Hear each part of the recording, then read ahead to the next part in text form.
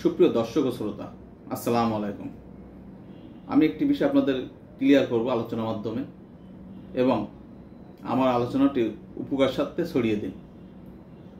আপনার স্বপ্ন এবং কষ্টের টাকায় ফ্ল্যাট হোক নির্ভেজাল ও বৈধ, তাই ফ্ল্যাট কেনার সময় কিছু সতর্কতা অবলম্বন করুন।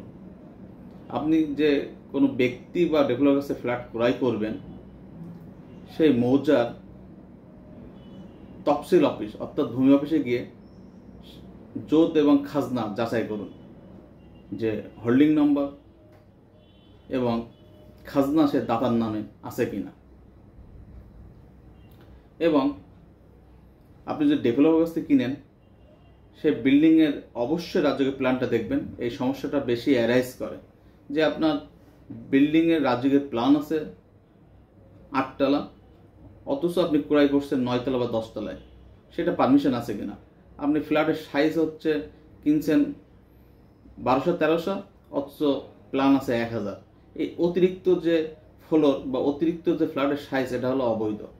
এবং ডেভেলপার যদি কেনেন, তাহলে অবশ্যই ডেভেলপারদের পাওয়ার অ্যাটর্নি এবং রাজযোগের প্ল্যান এবং আপনার ফ্ল্যাটটা কোথাও পাওয়ার অ্যাটর্নি আছে কিনা, কোনো মর্টগেজ আছে কিনা, এজন্য আপনি সকল পেপারস, মূল দলিল, বায়া দলিল, সকল পর্চা, মিউটেশন, রাজ্যের প্ল্যান, এগুলো নিয়ে আপনি একটা কোনো বিজ্ঞ আইনজীবীর মাধ্যমে ভ্যাটিং করে তার বৈধতা যাচাই করুন।